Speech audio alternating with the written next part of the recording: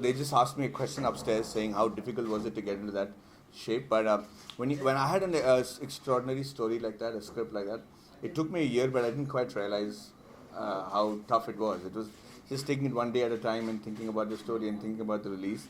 And when I finally reached it, it was like, oh wow, it's done. So I think for me, The Painkiller is a great story. How much time did you take to actually make and transform that body? Because we always know you this lover boy who's done like good intelligent films and with like fantastic scripts. You're an actor, you know. Suddenly we see you like as a star, as this He-Man coming out. See, that's very upsetting, yeah. You know, first he only looked at you as an actor, but I thought I was always a star. But anyway, no. The tough part was first to learn boxing. And then the director called me and said, you're not doing any boxing in the film, so you have to pad. So we had to unlearn boxing and learn how to pad, which is what the coaches do.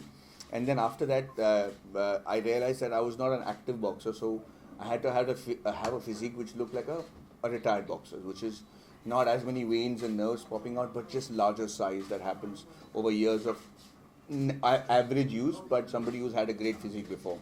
So I just built up in size, and that was tough. I couldn't brush my teeth in the morning. It used to be a great feeling. Now I can, but at that time I couldn't. So you mean to say you're a little toned down now? A lot. Yeah, I'm not half as close to what I was. Okay. Yeah. In such a competitive and demanding profession, how do you keep your mind healthy? It's a very, very relevant, very appropriate, and probably one of the smartest questions I've heard in a long time. Yeah, because health is a combination of both. Physically, how fit you are, and mentally, how stable you are. And it's that stability that probably contributes largely to how successful and where you are in life. And when I say successful, I don't necessarily mean how big a star you're and how much money are you asking for. I mean the kind of satisfaction with which you go to bed at night. Okay, and that is very, very important.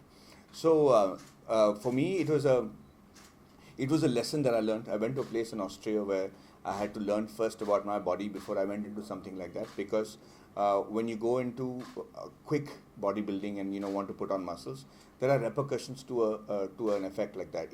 Your body is not used to building up that kind of muscle. So what will happen is it'll start shutting down parts of your body, which is not good. Your hair starts to fall. You get wrinkles on your face and stuff like that. When you want to do it the natural way, that's probably the best. The only disadvantage is it takes a long time. So you really have to bite the bullet and say, I'm not going to do anything for a year. Mental health is extremely important, because the one thing that I learned in Austria is, we've heard it. They said, sir, you're paying us a lot of money and you've come a long way for us to teach you what we've learned in India, where they say you are what you eat. And I could just speak for 10 hours right now on the importance of the food you eat and how it has a direct implication on your mental health. And if you ask me, the best way to get that stability is to eat right, without a doubt. I mean, there is no question about it. And I have enough studies done in that field to know that it is very important to eat right to be mentally stable as well. Unfortunately, yes. I was in the NCC, then I got selected to be a part of the defense. So we were always training. And what happens when I said unfortunately is that when you keep training the wrong way, fatigue sets in. And when the fatigue sets in, you also tend to put on a lot of weight after that, because you just give up, and you just say, let me relax, enough of the gym. So it took me a long time to learn that you should always get out of the gym 15 minutes before you think you're slightly tired, and make that as part of your lifestyle. So all those things weren't taught to us. In the army, you just run blindly. So I've always been a gym person. So it was thankfully because of that experience I was able to do what is required for this film. My next film is, I'm allegedly, right now that we're talking about, is Encounter Cop. So I need to be really, really thin. Really thin. So, sorry, is that you? I don't know who asked the question. They're flashing, so I can't. Sorry about that, ma'am. Yeah. I need to be lean, very, very lean. So I will not be maintaining this for long. You have been so away from controversies. We've not heard any controversies about you. We've heard controversies about everyone. I'm very clever. Nobody finds that.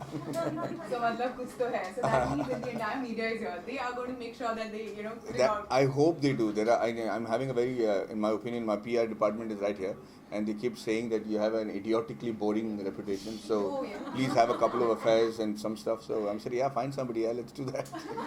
No, I have all the vices that any normal person must be having.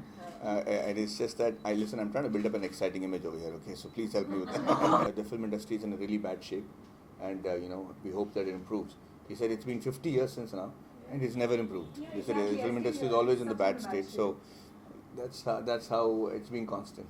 Thank you so much, guys, for being here.